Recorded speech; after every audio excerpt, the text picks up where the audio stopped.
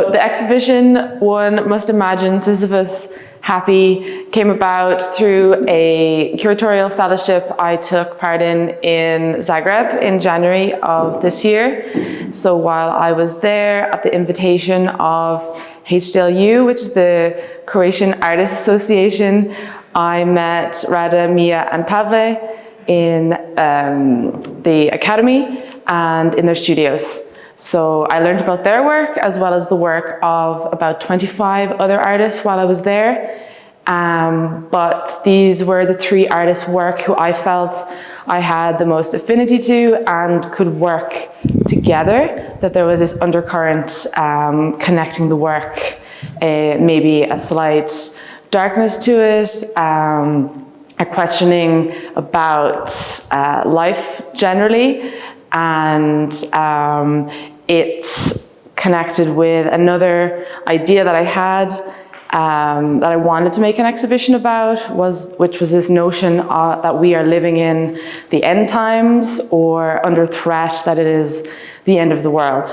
But I was thinking about this in terms of the idea that the end of the world is always seemingly coming, that it has been for since the beginning of the world. So for 2,000 years, people have thought things were getting worse and that end times would happen.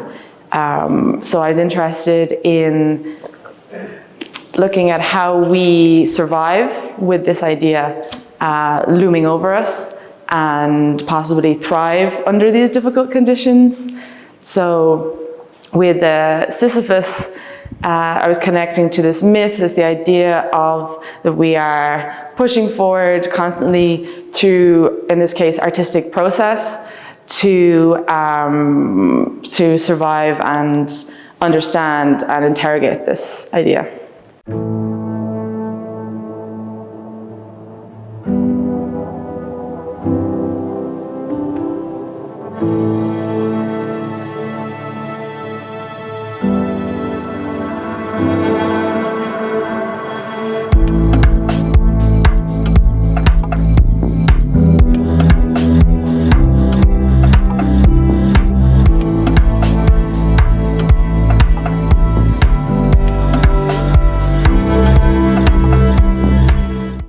My name is Mia, I'm from Zagreb, and welcome in my installation here. So we are seeing a working desk and chair, big colorful canvas with little notes on it, and a lot of books, calendars, which are which visitors can, some books can touch and see what's in every page, and some books are like art objects. But I want to start maybe from canvas, and maybe to tell that I'm doing art installations from 2018 with this kind of.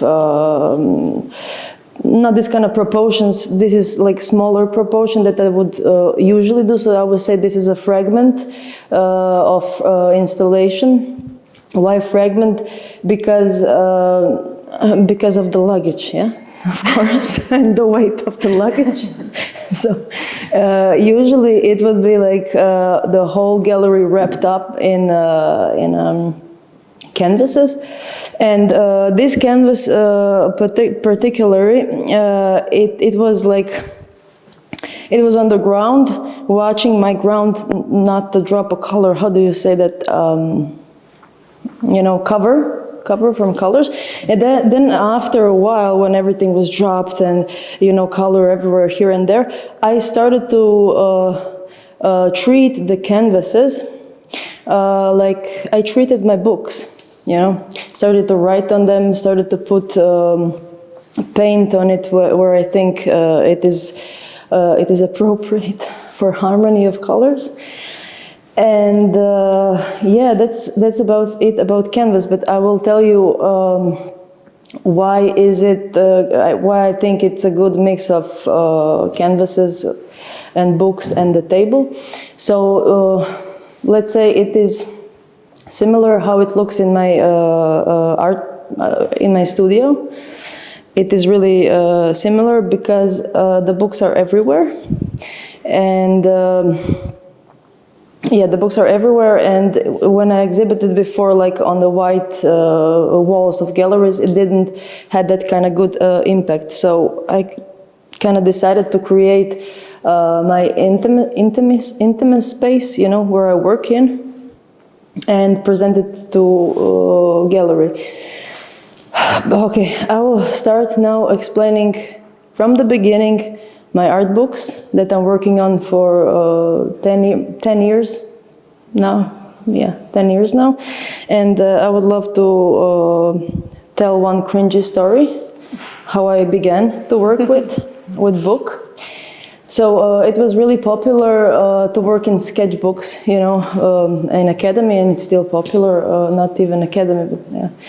Everybody are working in sketchbooks, and I was totally deep into sketchbooking.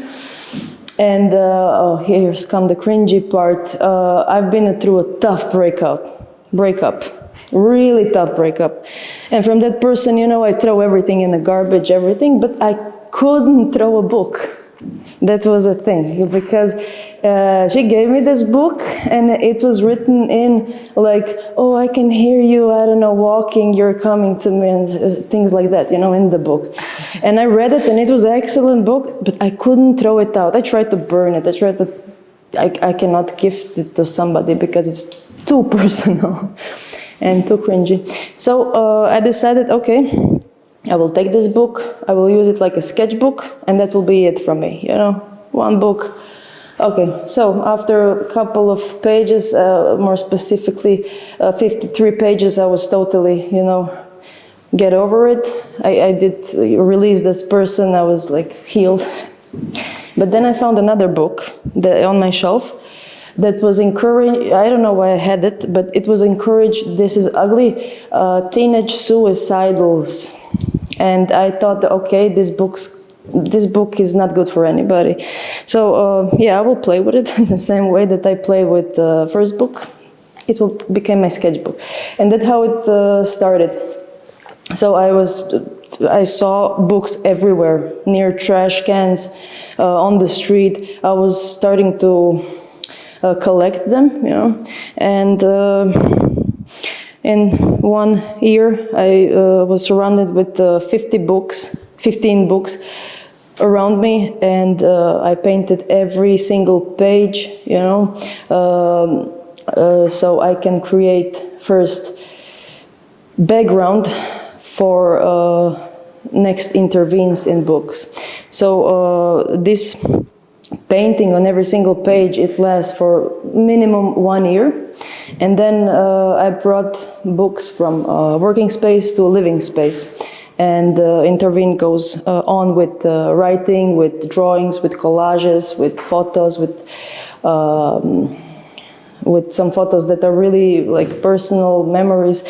Back then I didn't know that the art book is something that is, you know, that people are doing. I was living in a cave. I didn't Google it, oh, art books, what is it? But I found out like 6 years ago. Maybe that is not something that I want to brag with, but it is a fact. And then when I entered this art book world, I found it really interesting because it's a whole new different world. In a text, I know you cannot, like it's on Croatian and you cannot read it, but it is like letters to myself, some quotes from music, movies, somebody who my friends who told something smart or not so smart, people in a bar that I, you know, listening, not intentionally, but they have some good ones. And yeah, that is a text in the book. And I understood that, in fact, with text, I cannot, it is not so important that you need to know the language, like you don't have to read it and understand it, but it's a part of harmony in every page. So then I realized, okay, I can write with imaginary text, you know, that nobody can read, not even me. Do you ever think you'll finish making books? No, I don't think I will ever finish making books because it's a too long process. One book, a couple of books, in fact, I have from 2017, and I still didn't finish them. It's a long process, yeah. Approximately for one book, I need a couple of years, and I'm talking about 2 or 3 years approximately, yeah, to do them. So yeah, I see the future with these books, like creating a library, and now it's called the Library of Problems that I'm working on. So yeah, that is for 3 lives work. So. My name is Pavle Pavlović, and I'm a painter from Zagreb. This, what you see in the exhibition, is my paintings, are my paintings from last cycle called The Triumph of the Virtue. The name is coming from a painting of Andrea Mantegna, and in whole cycle I'm trying to make something like a bridge between different eras in art and in life. So like I'm collecting images from late Gothic and early Renaissance paintings, and I'm trying to recreate their compositions and put symbols of today's digital era. So I'm trying somehow to see if what will happen when these like 2 different anachronistic things got together. This painting is made like a comic frame, and has this like speech bubble with helium balloons, and it's like an acronym that is usually today's like conversations. And the generally recognized as safe is the basis starts with this like legendary visual of people that are looking at nuclear test on Marshall Islands, and so with this like balloon letters, it like making this whole scene even more absurd, and I think it's also quite actual in this moment because of the craziness that we are in now.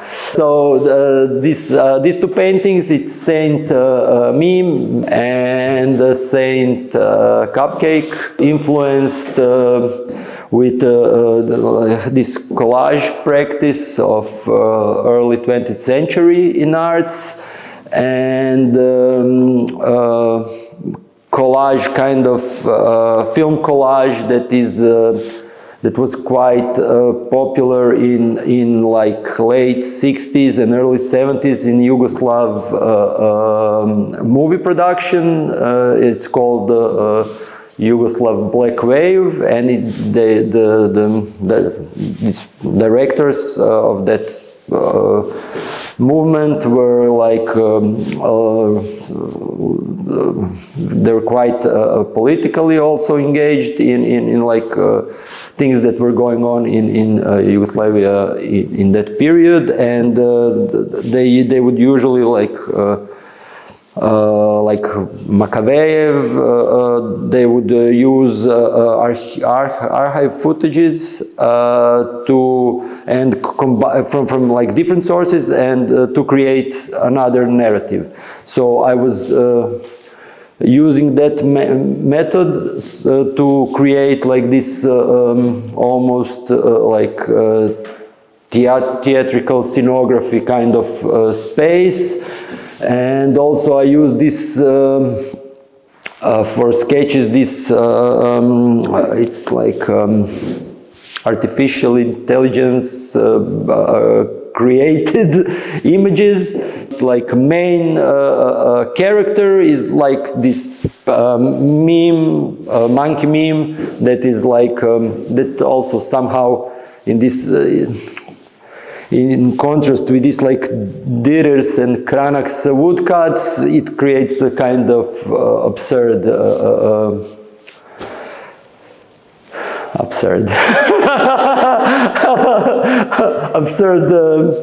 yes, something absurd. Hi, I'm Rada Sibila. I am currently getting my master's at Academy of Fine Arts in Zagreb. So the work I have presented is sound on 4 speakers, and I had a performance. So the sound is a piece that I made for my 3rd year of BA. And I started from this place of thinking about my body and thinking about the relationships I have with my body. So the sounds you can hear is my voice and my heart beating, and my teeth crunching, I guess, and my hair twirled and cut, and my stomach growling. So I thought of this actually stressful and anxious situations of, I mean, the moment my heart starts beating and I'm aware of it, it's already an issue I have to deal with. So it's not the nicest relationship. So I was thinking about that, and I kind of decided that I want to personify the parts of my body that induce stress for me.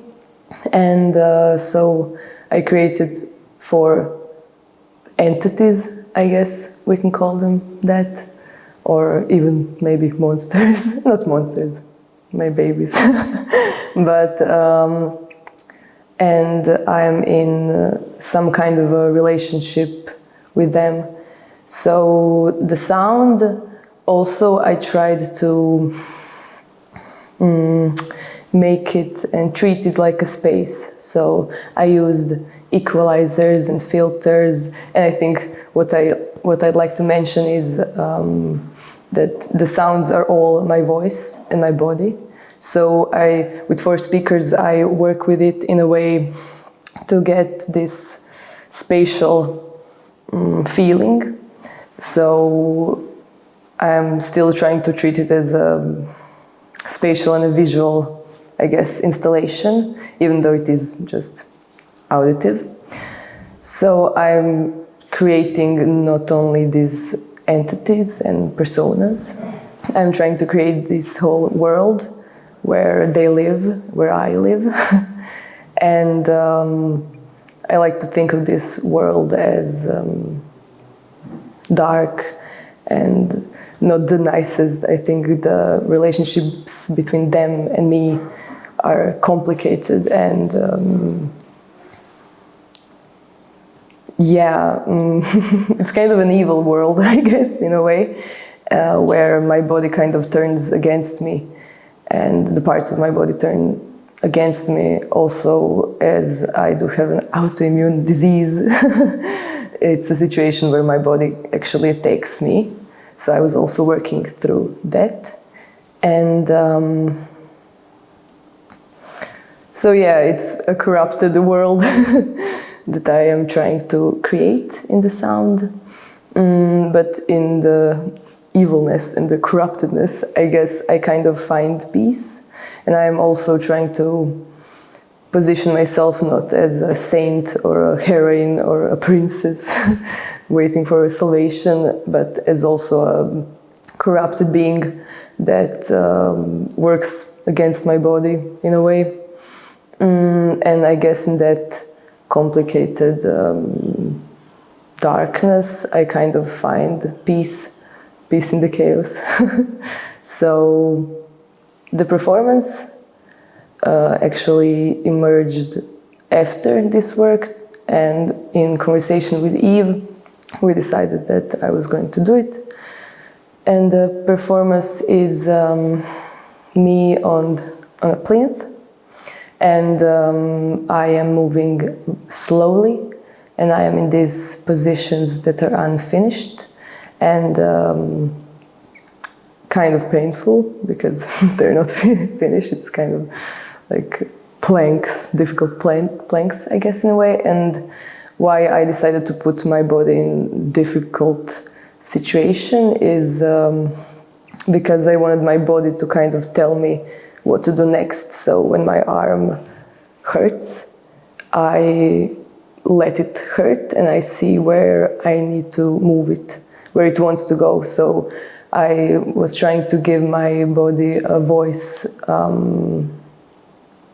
and not only to think of it as my mind and the tools that follow what orders my mind gives my body. I was thinking about it as like a swarm of bees or ants that kind of move how individuals want, but it, I guess, follows each other.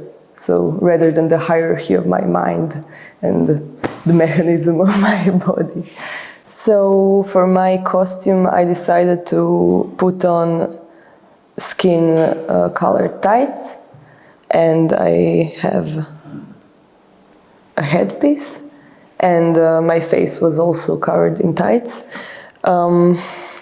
I wanted to kind of transform my body and make it seem more, the skin part, make it seem all equal to, I guess, try to find the balance and not focus on my face or my arms or my legs or knees. So trying to make it like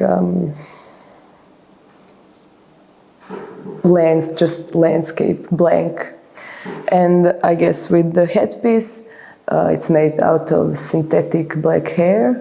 I have a connection with hair. For me, it's transformative, and I always had a connection with my hair. And so in a way, I guess Eve said nicely in the spreadsheet, they look like horns, or maybe like a bug horns. And in a way, that's also me trying to transform a part of my body that helps me to kind of move from the body I regularly use and have. So, yeah.